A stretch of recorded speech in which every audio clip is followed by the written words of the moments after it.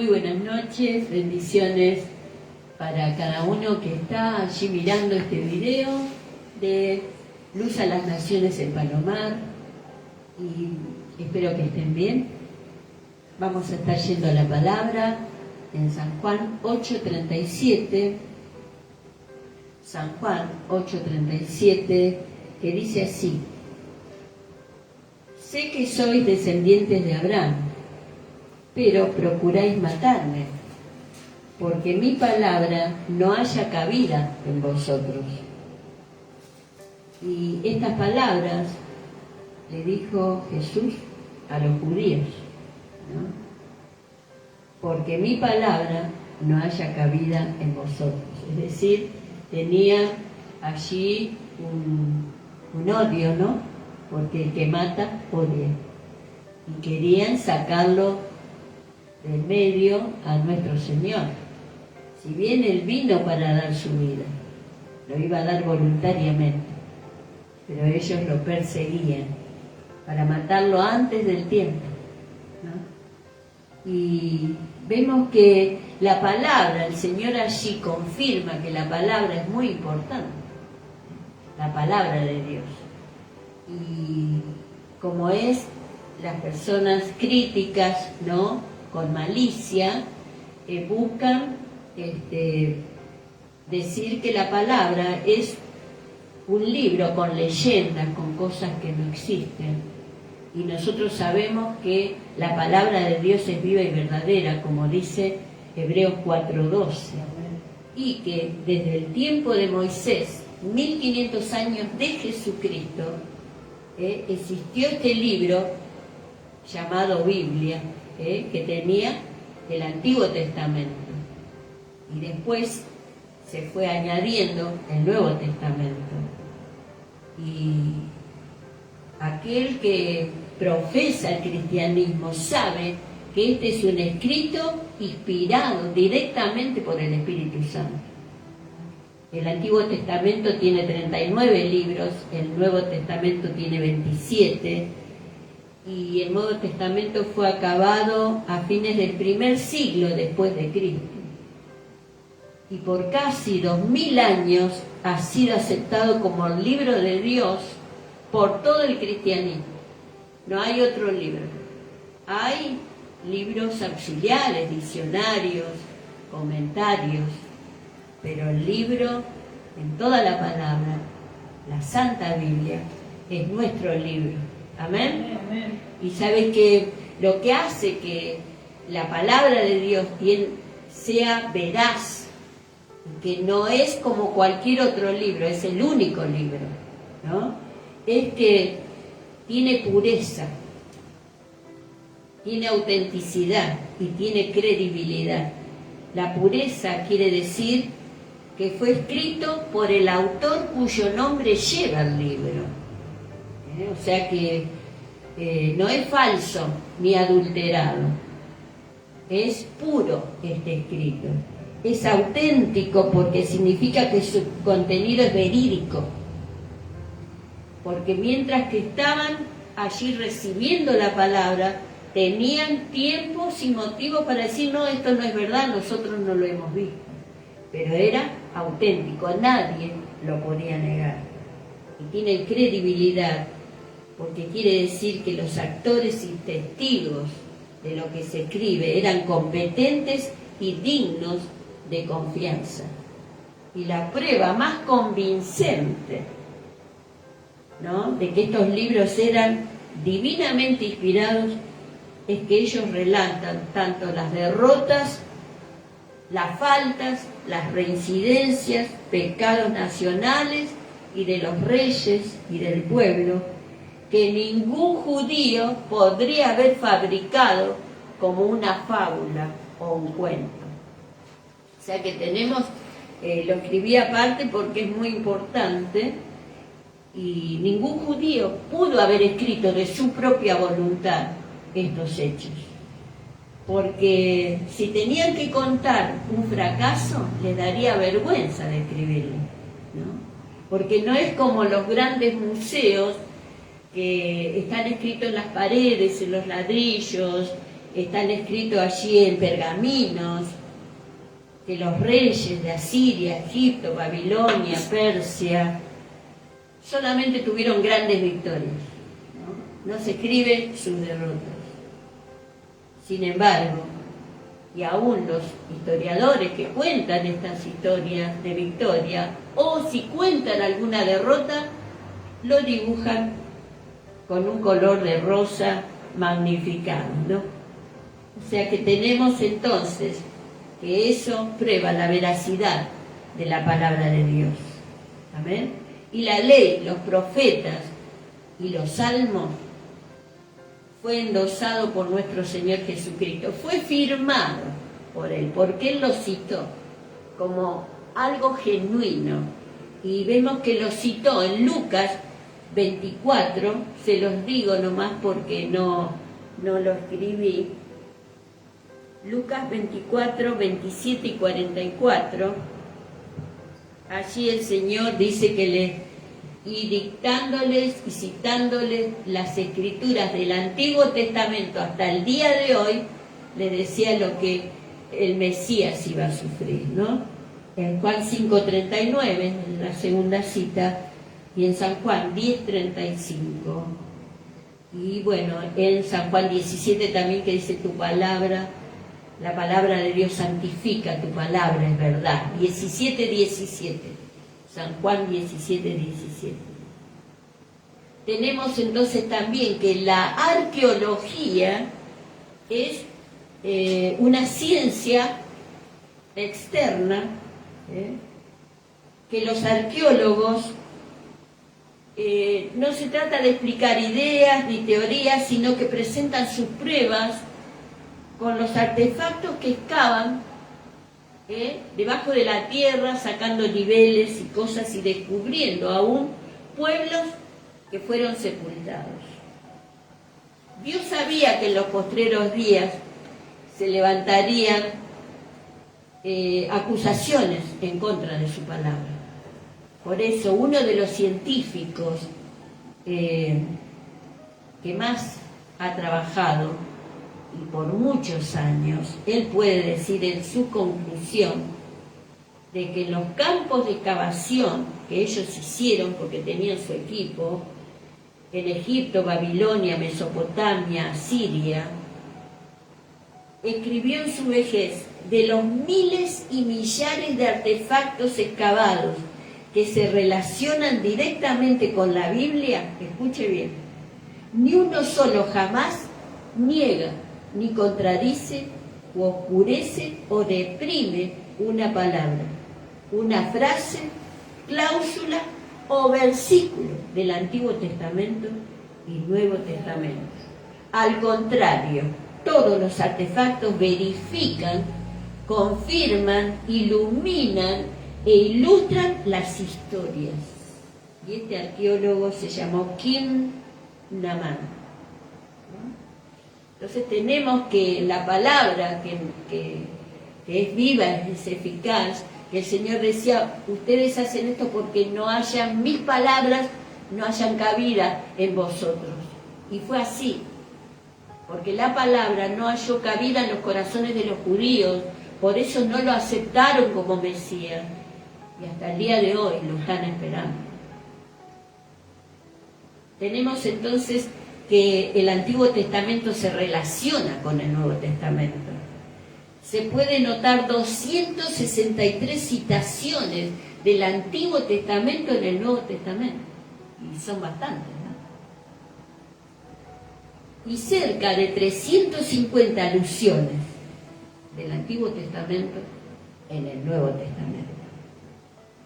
Todos los libros son citados en el Nuevo Testamento, con la excepción de Abdías, de Nahum, de Eclesiastés, de Cantares, de Esther y Nehemías. Estos libros no fueron citados, pero la mayoría, son 39. O sea que 32 fueron citados. Esto solamente les doy como una reseña, porque sé que el enemigo está arrojando dudas contra la veracidad de la palabra del Señor. Los sermones apostólicos del libro de Hechos fueron edificados y hechos en el Antiguo Testamento.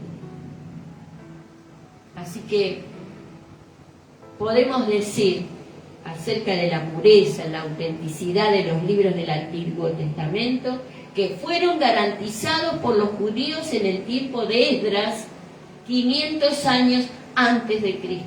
Esdras era escriba y él recopiló los libros del Antiguo Testamento y fueron acreditados por Jesucristo mismo y confirmados en todos sus detalles por los descubrimientos de la arqueología. Todo esto es una evidencia exterior, pero está la evidencia interior de cada libro, acerca del lenguaje de cada libro, el estilo literario, puntos históricos mencionados y otros datos que prueban que los libros fueron escritos en verdad por los autores y en las fechas asignadas. Se puede probar por evidencias interiores que los escritores eran hábiles, veraces y dignos de confianza. Así que con esta reseña que les doy, porque cada una tiene su explicación, pero no iba a dar todos los detalles, pero sí hacer una semblanza de que la palabra de Dios realmente es la palabra de Dios, porque hoy un diario para mañana quizás sale un contradicho contra aquel que escribió lo que escribió en el diario, y en la palabra del Señor una de las reglas de la Santa Biblia es que no se contradice a sí mismo. No hay contradicción, porque hay un espíritu sobrenatural que guió a los escritores que escriban la palabra santa de Dios. Muy bien, entonces ahora sí, con esta introducción, voy a ir a esta palabra que Jesús dijo, ¿no?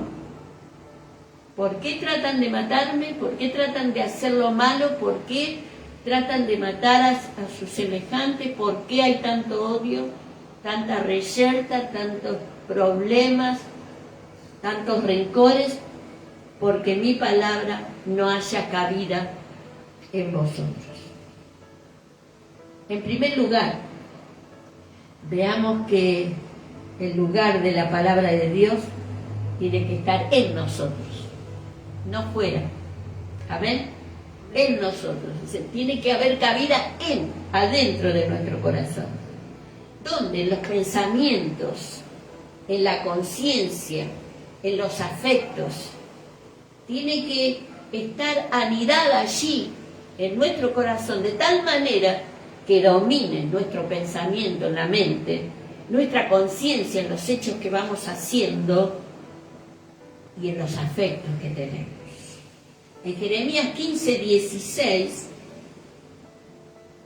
Jeremías escribe y dice: fueron halladas tus palabras y yo las comí, y tu palabra me fue por gozo y por alegría de mi corazón, porque tu nombre se invocó sobre mí, oh Jehová Dios de los ejércitos. En Colosenses 3:16, la primer parte dice: la palabra de Cristo more en abundancia en vosotros, enseñándoos y exhortándoos unos a otros en toda sabiduría. De ella tiene que venir la sabiduría que necesitamos para vivir cada circunstancia, cada día, enfrentar cada situación. Esta palabra, si haya cabida en nuestro corazón, debería recibir atención máxima a lo que nos habla, reverencia, respeto, fe y obediencia a sus dichos.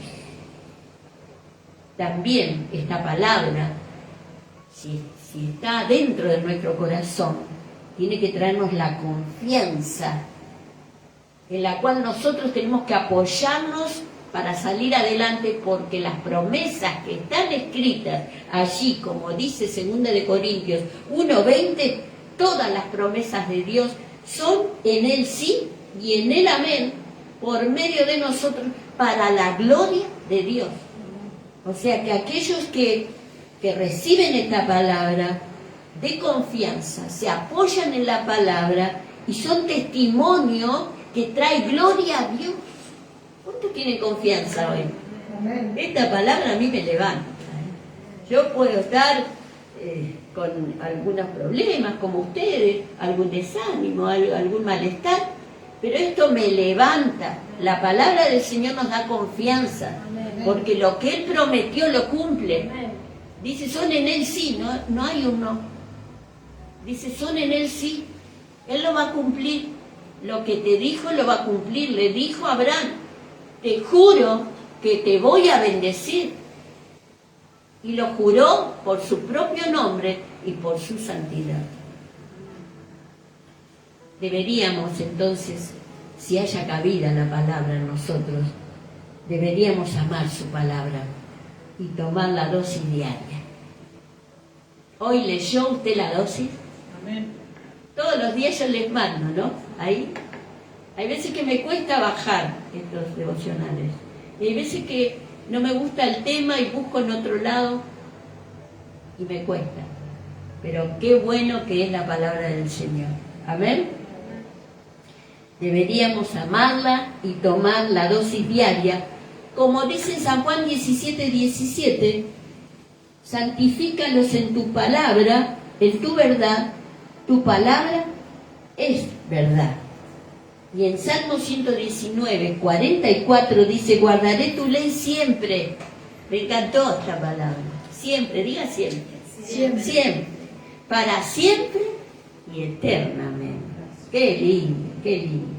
En segundo lugar, tiene que hallar lugar en nosotros el primero y el segundo, porque no hay lugar en los corazones, es que las personas no están afectadas con la palabra y siguen su propio camino, porque no hay lugar para la palabra en los corazones. Es que muchas veces están demasiado ocupados.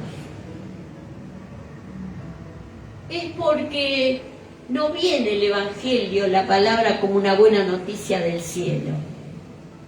Es como un dicho que lo escuchamos y nada más. Porque a veces se está cansado del pan, del agua y de la vida. ¿Por qué no hay lugar en los corazones? Porque estamos muy ocupados. Porque no tomamos estas verdades como noticias que vienen del cielo para nosotros. Porque a veces nos cansamos del pan, nos cansamos del maná. Allí en Números 11, 5 y 6, los israelitas se cansaron del maná, que venía del cielo, y empezaron a llorar y a decir, hiciéramos los pescados, los ajos y las cebollas de Egipto, ¿para qué nos trajiste acá? Estamos cansados. Dice en el 11:5 Números, nos acordamos del pescado que comíamos en Egipto de balde, de los pepinos, los melones y los ajos, las cebollas, y ahora nuestra alma se seca. Pues nada sino este maná ven nuestros ojos. Estaban cansados de la provisión de Dios. Puede ser que nos cansemos de escuchar a una persona predicar, nos cansemos de escuchar la palabra. Sin embargo, tuvieron que comer ese maná, que los sustentó por 40 años en el desierto.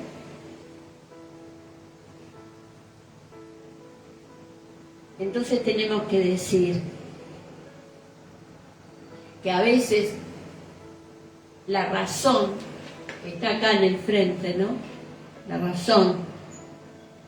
A veces son demasiado sabios para someterse al gobierno de Dios. Yo sé lo que hago, ¿no? Yo he hablado con personas conocidas, ¿eh? Yo sé lo que hago, no tengo que andar preguntándole todo a Dios. Son demasiado sabios. Pero en San Juan 5:44 dice, ¿cómo podéis vosotros creer? pues recibid gloria los unos de los otros y no buscáis la gloria que viene del Dios único. Queremos que las personas nos halaguen. Queremos recibir la gloria de los demás, pero no buscamos la gloria que viene del Dios único, verdadero. Entonces por eso a veces es el resultado de tanta maldad, ¿no?, en nuestra sociedad y aún en nuestras familias, porque no le dan lugar a Dios. Número 3, por último, el resultado de no tener la palabra en el corazón, porque hay un resultado, si tenemos o no tenemos. Cada rechazo de la palabra significa un nuevo pecado en cada uno, cuando rechazamos la palabra de Dios.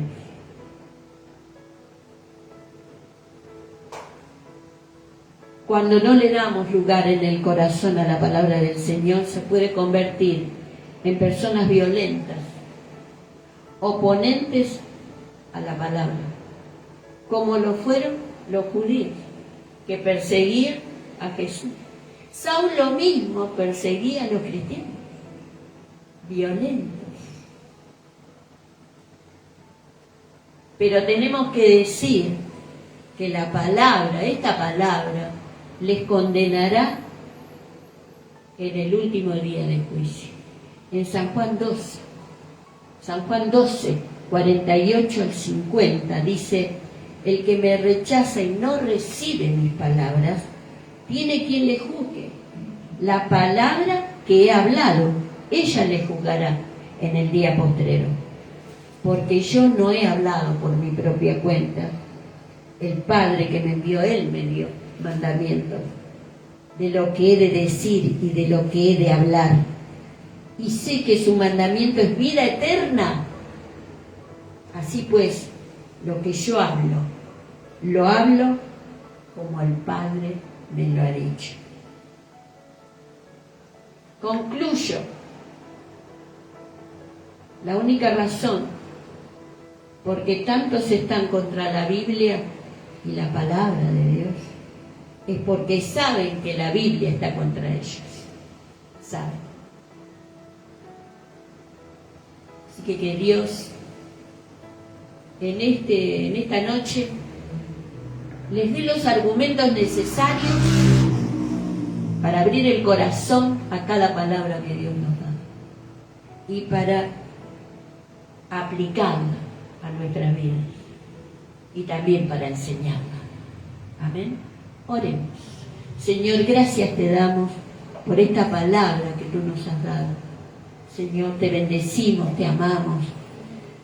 Te decimos, Señor, que cada vez que escudriñamos tu palabra nos enamoramos más de ti. Y vemos, Señor, tu poder en acción. Vemos tus milagros. Vemos las noticias que vienen del cielo, que son muy diferentes a las que tenemos cada día. Señor, gracias te damos.